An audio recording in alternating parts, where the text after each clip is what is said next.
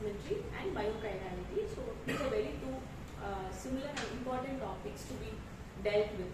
So to start with, we all know that craniofacial asymmetry actually refers to a condition where we have the two halves of the face or skull are not the mirror images of each other.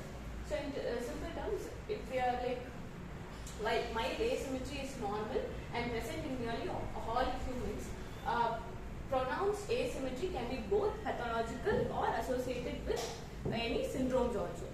So basically we have types of asymmetry happening in our body. So it can be physiological or pathological.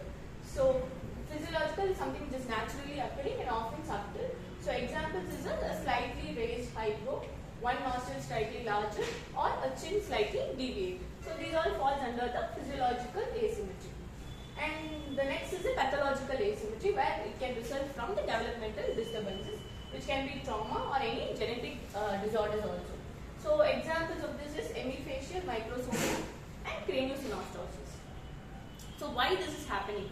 It is because there are several causes, which includes the genetic factors, that is the mutations in the genes controlling the craniofacial development, which I have already talked about.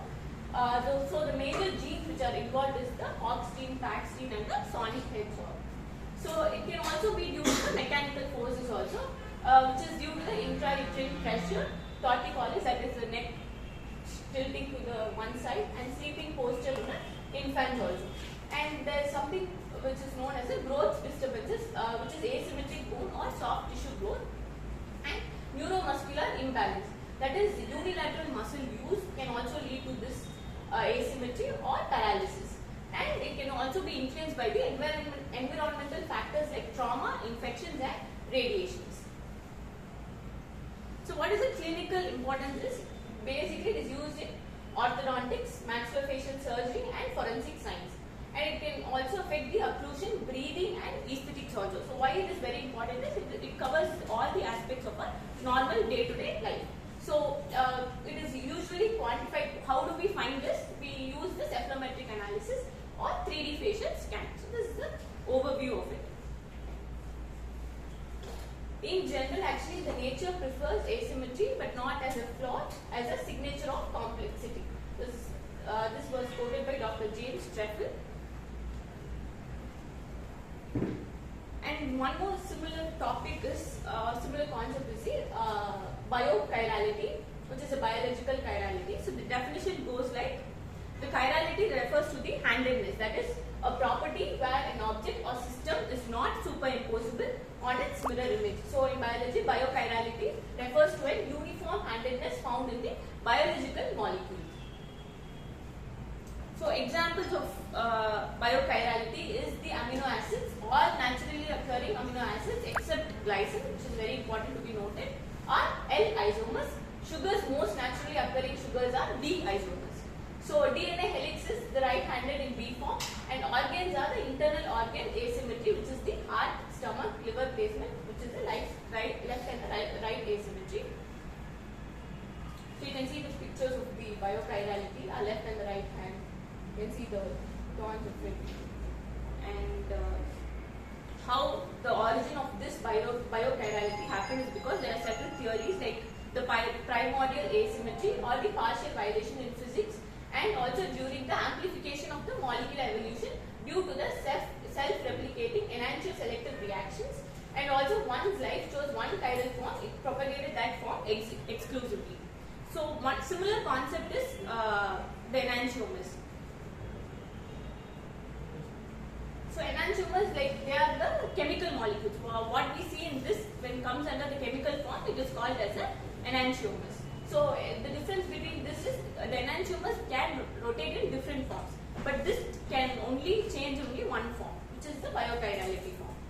So there is some link between the craniofacial asymmetry and the biocharlity concept. What is the link is that it starts from the developmental biological stage itself. That is, embryonic development follows the left and the right asymmetry, which is established by the early gene expression markers, that is the nodal lefty and the PIT-X2 genes. So these genes are regulated by the ciliary movement in the primitive node, which is itself the chiral in structure and function. So the primitive node where the development starts is already in a chiral structure. So any mutation or disruption in this pathway can cause the asymmetric facial development, and in severe cases situs inversus, which is a reversal of the organ replacement. So next, after this comes the neural crest cells, that is NCC migration from the dorsal neural tube to form the facial structures. So their migration and proliferation are guided by this asymmetric molecular gradients, and this can be influenced by the chiral cues which are being sent. And it can also be there's a link between the epigenetic and the environmental influences, which is the external factors, which is like the nutrition, oxygen levels, mechanical forces, which is the intrauterine pressure, which I have mentioned earlier, may affect the L and R gene expression asymmetrically. So this leads to both molecular and macroscopic asymmetry.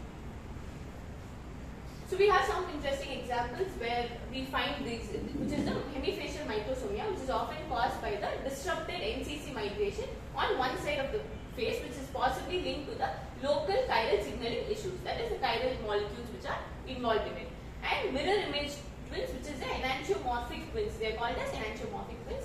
In rare cases, the twins show opposite craniofacial asymmetries, reinforcing the role of chirality in development.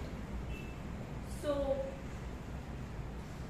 we have some recent articles about this craniofacial asymmetry and biochirality, and facts which they have found is the prevalence of asymmetry. Mild facial asymmetry is common in the general population and is often considered as a biological variation. And the impact of the deformational plagiocephaly, which is characterized by an asymmetrical head shape due to external pressure on an infant's cranium, which is the DP, is considered to be a risk factor for the facial asymmetry. So the studies indicate that its effect tends to diminish as the child grows. Usually, when the child is born, they have a slight a disturbance in the formation of the cranium part, and as the child grows, it tends to get normal because of the pressure what they come out, which is usually seen in the normal delivery process. And it can be genetic influences. Facial asymmetry has been linked to genetic factors with certain genes which I mentioned. So this was published in Frontiers. And handedness and facial asymmetry. There is a correlation between an individual's dominant hand and the asymmetry of their face, suggesting a connection between the motor preferences and the facial development also. So from the spiral of DNA to the tilt of a smile, chirality shapes the face of man. Thank you.